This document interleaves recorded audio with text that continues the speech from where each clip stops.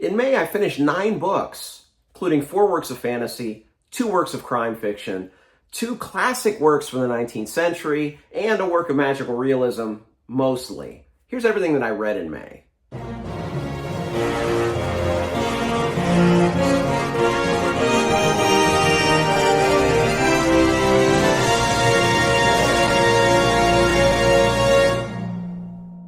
Welcome to my May wrap-up. 9 books, it's a lot, so I'm going to jump right in. There are chapters below, and my book of the month will be last. So let's first start with a work of crime fiction by an author I'd never heard of, Lawrence Block, and a book I'd never heard of, 8 Million Ways to Die.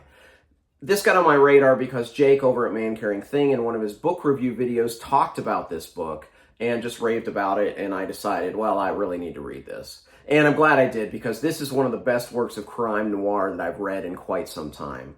I think noir is a challenging thing to write because it's very easy to fall into caricature.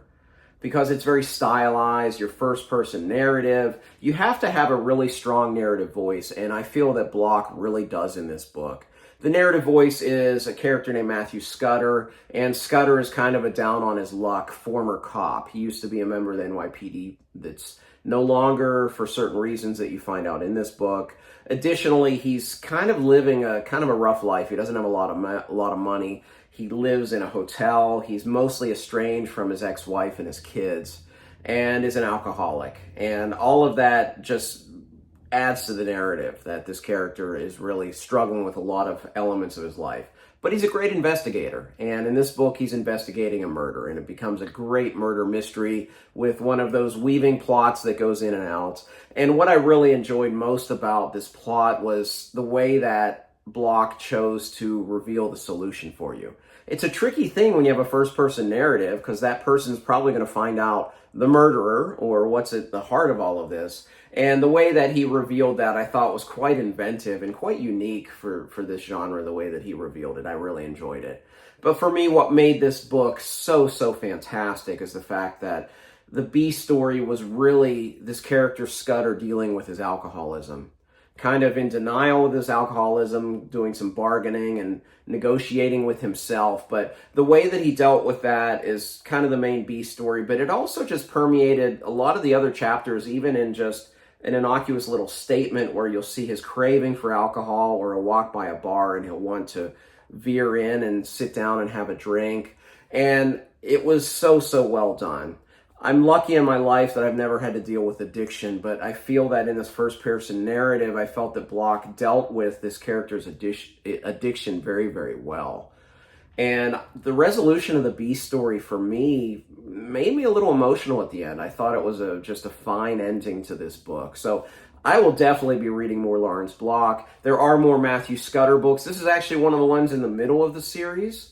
But if you've read crime fiction, you know that most of these series, you can just plop down and sit in the middle of them, and you don't have to necessarily read them in order. But I will be going back at some point, probably this year, and reading more of these Scudder stories from the beginning. But I highly recommend 8 Million Ways to Die by Lawrence Block.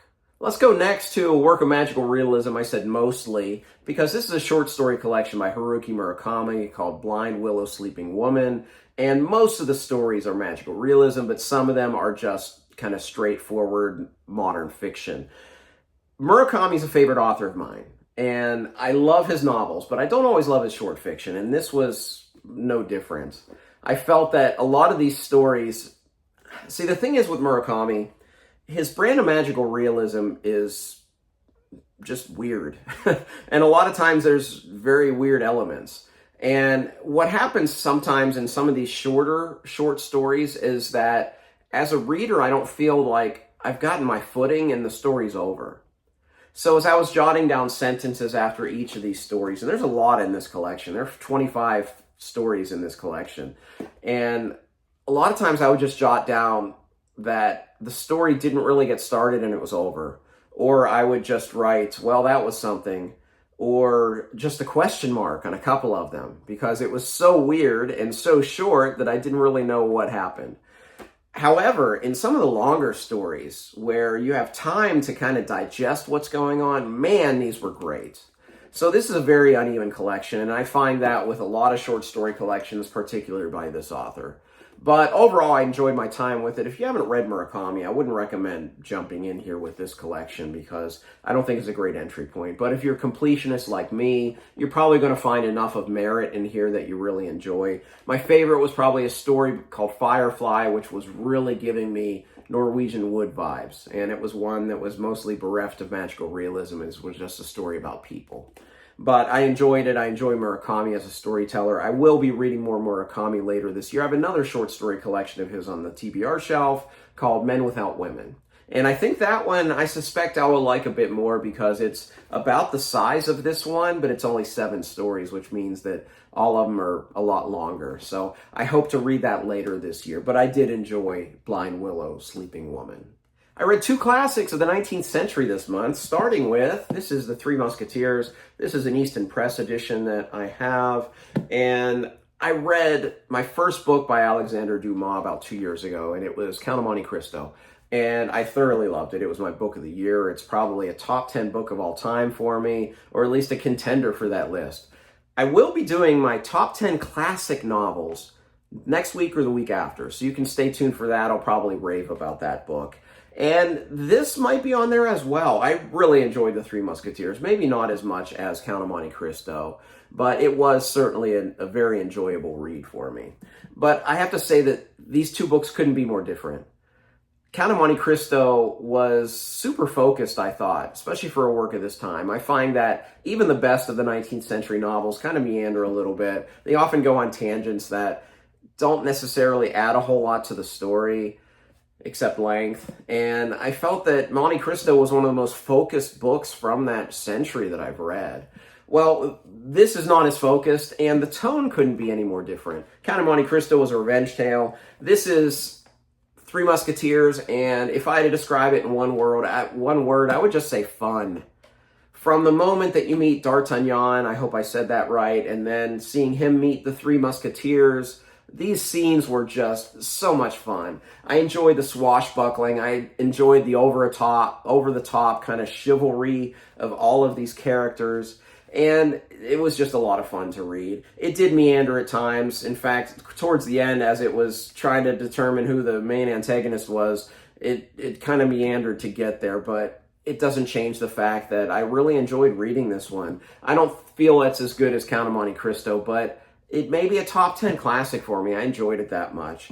Listen, if you've read Dumas beyond those 2 books, where do I go next? The only other one I've heard of is The Man with the Iron Mask. I don't know if that's a great one to read next, but I would love any recommendations from any of you that see this video for my next read by Alexander Dumas, because this is an author that I really enjoy, and I really enjoyed this book.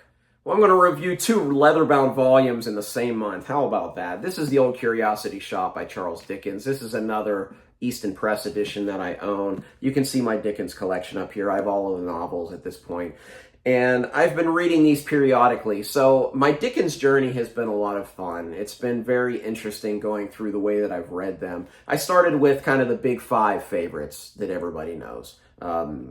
Christmas Story, Christmas Carol, Great Expectations, Tale of Two Cities, David Copperfield, Oliver Twist. Those are kind of my first 5. And since then, what I've been doing is one per summer is I'm starting chronologically in my collection and reading in publication order each installment. And I found so far, this is the 4th one of kind of the lesser known Dickens works. I found that, frankly, there's a reason why they're lesser known. I don't feel that they have the depth or the storytelling power of the later books, even though Oliver Twist is an earlier one. But I'm starting to see glimpses, and I've really enjoyed that aspect of it. In particular, in The Old Curiosity Shop, which I did like the best of these 4 early Dickens novels, you start to see glimpses of Dickens' brilliant character work. And that's one of the things that Dickens is so good at. I think his best thing is just his commentary on social class, but his characters are definitely number 2. He paints some very vivid characters and some very colorful characters. From main characters down to side characters. I think his best work at characters probably in the book David Copperfield, where even the most minute little character who's not there very long is memorable. And I feel that there was a bit of that in here. I felt in particular two characters were some of the best he's drawn. Little Nell, as well as Kit in this story, I think were just very, very memorable characters. Now, he still has some very obvious secondary characters. Like the minute you meet the dwarf named Quilp, you know that he's going to be the big bad guy in this story. So there is a little bit of that, a little bit of transparency of character just by kind of the naming conventions or how you first perceive them. But overall, I felt that he had made strides from the last few books in that area. The other thing is, I feel that there's one chapter in here. I hate to say one chapter is worth the price of admission, but I think it is. There's a chapter in here where little Nell, for the first time, really witnesses and begins to understand the level of her grandfather's gambling addiction.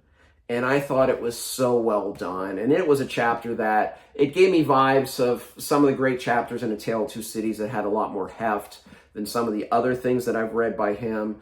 But I really felt that the psychological drama in that single chapter was so superbly done. I felt both heartbroken and empathetic towards his character and sad. And you saw immediately this little Nell's like 13 in this book, and you really saw some character growth as a result of her witnessing her grandfather's gambling addiction and what he really was as a person. And that one chapter for me elevated this above anything else before Dickens.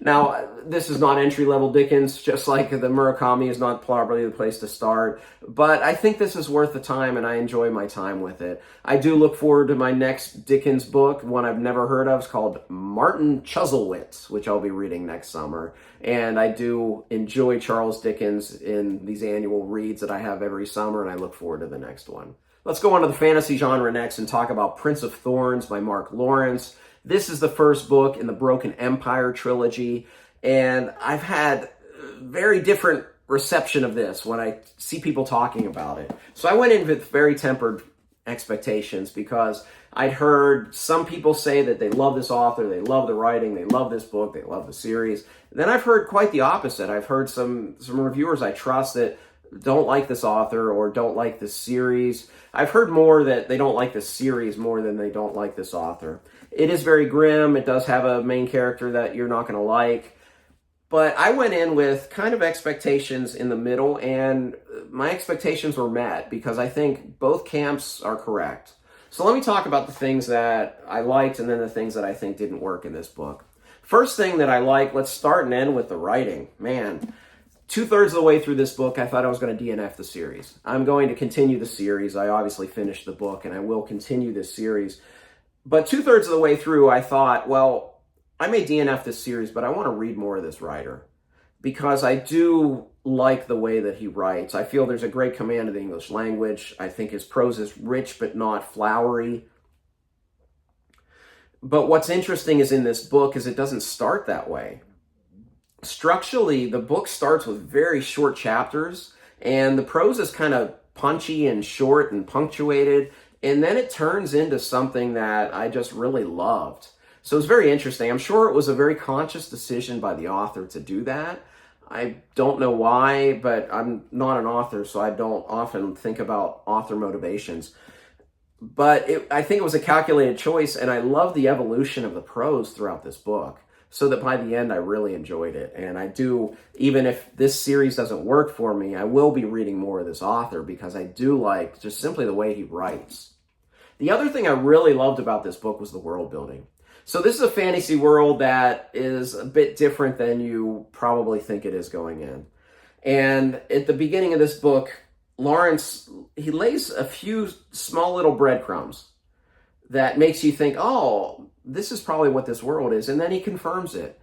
And I love the subtlety that he did this. I think a lesser author would have hit you with this is what the world is, and this big hyperbolic moments at the end of a chapter or something like that.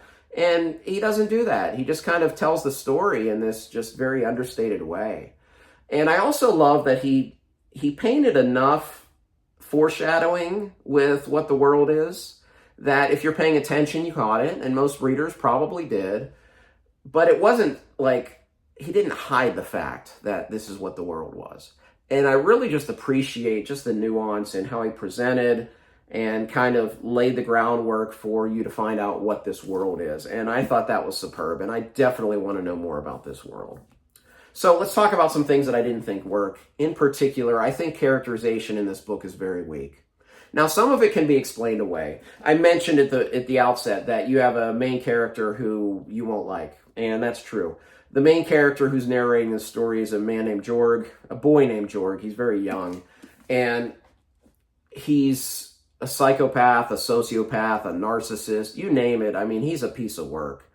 So all of the secondary characters, every single one of them felt like names to me. They didn't feel like people. Now, I realize that can be explained away because of your point of view from Jorg.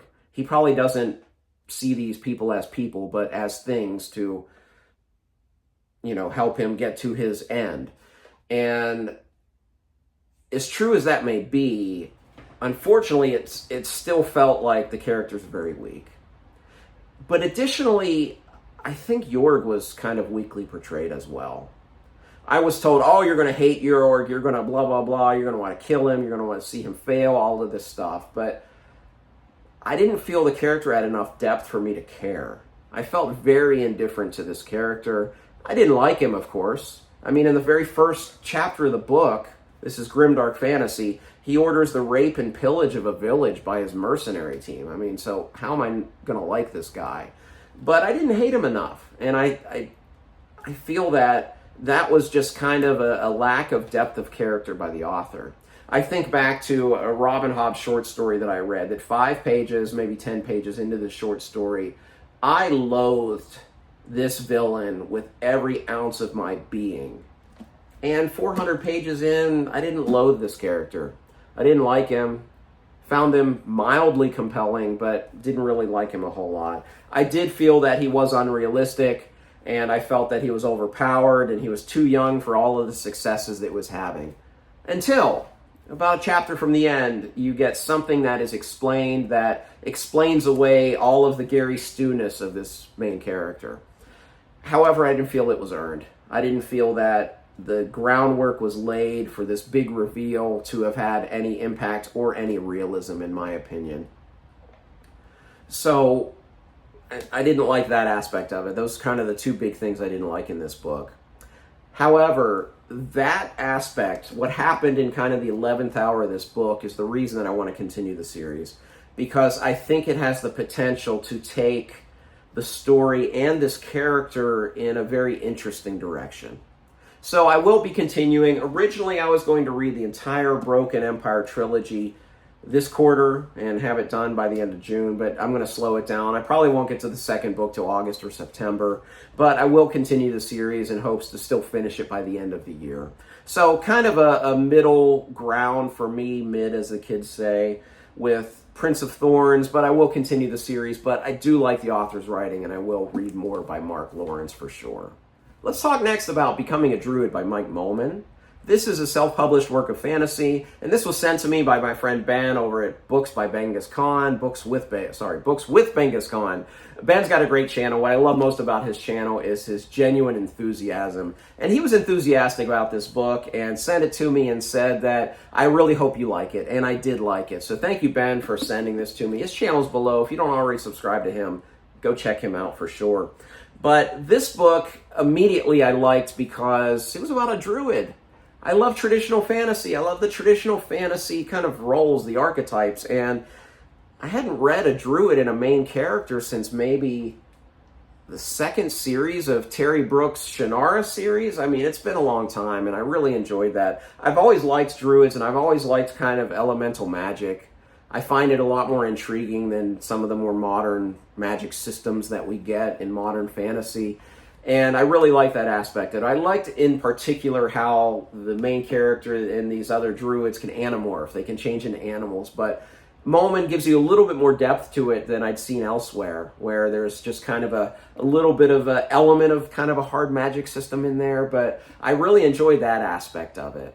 And I enjoyed the main character for the most part. I didn't always feel that his motivations were clear, however, especially as the book went along. Early on, his only motivation is he wants to literally become a druid.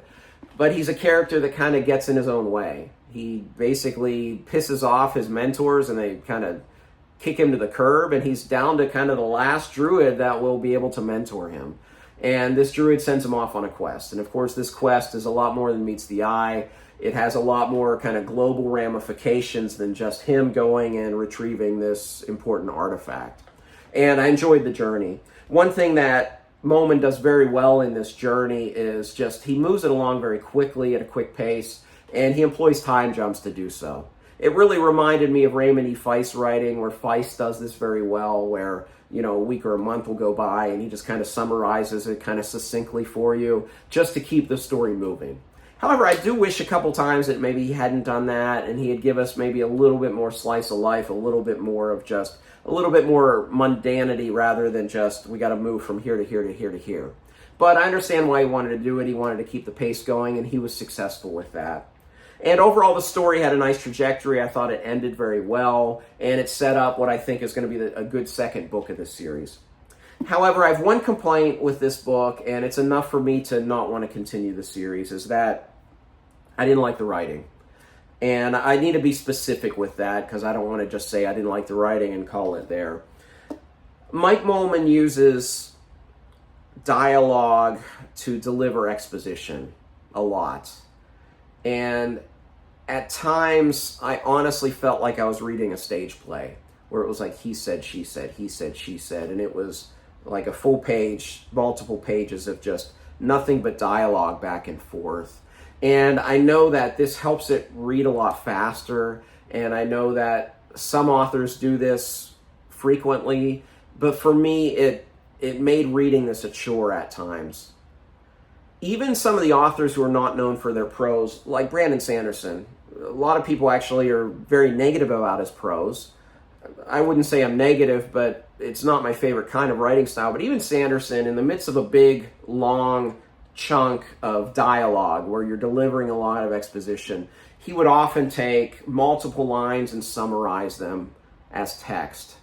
And I really wish Moman had done that here, because I found reading this a chore at times when we got into those passages. I prefer a much more descriptive writing style, and one that's not so heavily reliant upon dialogue. So it was enough that's a deal breaker for me, but it probably won't be for you. Most people are loving this book. If you want to see a great review, go check out, I'll link her channel down here. Kayla over at Kay's Hidden Shelf has a great review of this book. And she didn't seem to have the big problem that I had with this book, but it's just something that, for me, prose is very important for the immersion factor. And every time I got into this dialogue-heavy chapters, I just was pulled from it because I was distracted, because I was thinking about the writing rather than about the story. So I won't be continuing, but I did enjoy this book. Once again, Ben, thank you for sending me this. It's really cool to have kind of this naked hardcover. I think it's a kind of neat thing that you are seeing some self-published authors do. But I wouldn't dissuade you from reading Mike Moman's books. I did like this book. I gave it a favorable rating on GOODREADS, but I won't be continuing the series for the reasons that I outlined. But I hope if you read it, that you read it and you enjoy it. All right, the last two books in the fantasy genre I can review together because, frankly, they're one book, even though they're a duology, and that is The Reindeer People and Wolf's Brother by Megan Lindholm, a.k.a. Robin Hobb. And, frankly, this is one book. And you look at it, it's not that big of a book. It's probably about 600 pages between the two books. But it was published as a duology, and I wish it had been published as a book. I wish they'd cut about 100 pages from probably the beginning of the second book and made it one story, because the first book, The Reindeer People, although there's a logical ending, the story doesn't end at all. There's no closure. So if you decide to read these, which I think you should, I would just read them back to back like I did, because it is one continuous story. In The Reindeer People, we meet a character named Talou. And she's living in this community with her son, and her son's a bit peculiar. He has some oddities to his nature. And there's a shaman who wants to apprentice her son to be a shaman, and the shaman also wants to take Talou as his woman. And Talou wants neither of these. And in this prehistoric setting, we just basically see Talou venture out from the community to strike out on her own to get away from this shaman. And I love the setting. Now, I've read reviews where they said it was North American. I've read reviews that said it was Scandinavian. It doesn't matter. It's prehistoric, and I really enjoyed the setting quite a bit. And a lot of this first book, you have Toulouse fleeing this community, kind of surviving, just the two of them, and her son, because of some of the kind of disabilities that he has trouble helping her hunt and do things like that. So she's doing so much of this on her own. And then they discover another community that they eventually become part of. And I really enjoyed this. There's a little bit of slice of life that you see a lot in Hobbes' books. Of course, it's very well written, very readable, very memorable characters. And of course, when she joins this other community, some other factors come at play, and she's being chased by the shaman, because the shaman wants her as his woman and wants her son as his apprentice. I felt, as I mentioned in the second book, there was just a little bit of bogging down. The big criticism that I see with Robin Hobb that I do not share is that her books are slow.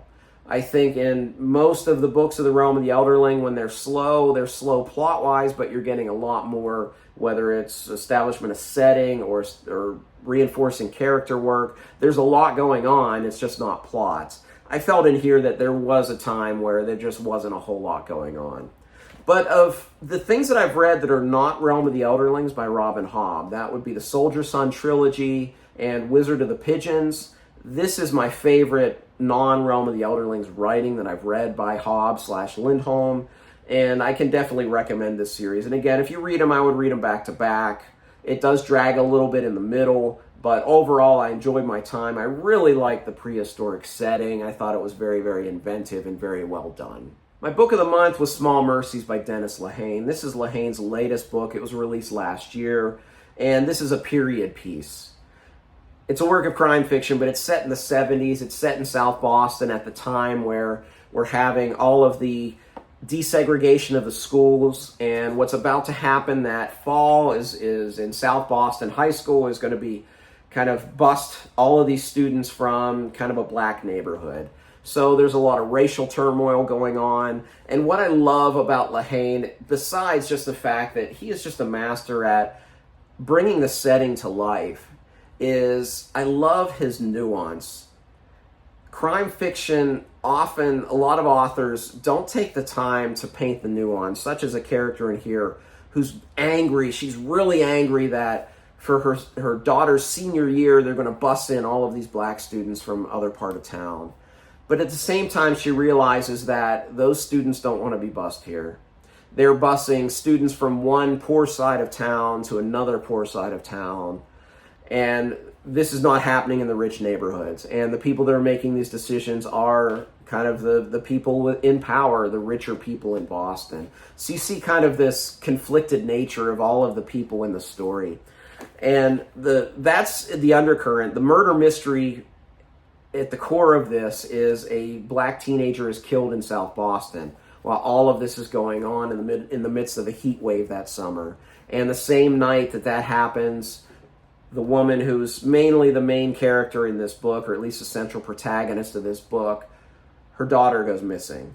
And there's a lot at play here. And there's a lot at play in the societal sprawling of this city.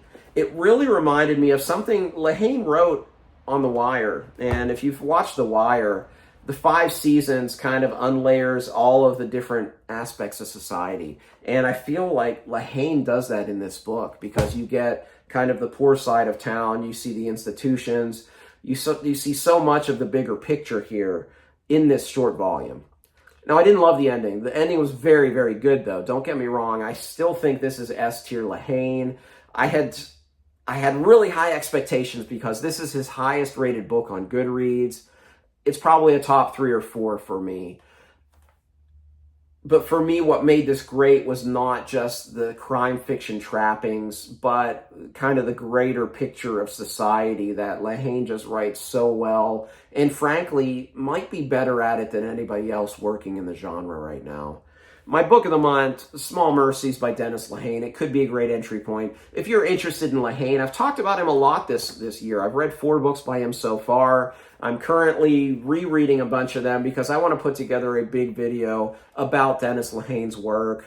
and go into depth into all of his books and talk about them. So look for that later this year. But if you haven't read Lehane, this is a good entry point. I think most of his books can serve as good entry points, but it's some very, very concise but powerful storytelling. And Small Mercies by Dennis Lehane is my book of the month for May 2024. Well, hey, 9 books. I'm sorry this video is long, but I appreciate you sticking around. I'd love to hear the best thing that you read in May. And of course, if you've read any of these, I'd love to talk with you in the comment section below. Just please label any spoilers. If you like this video, please like and subscribe. You can also find me on Twitter and Goodreads and the Fireside Discord. I'd love to interact with you there. As always, thank you for watching. Till next time, goodbye.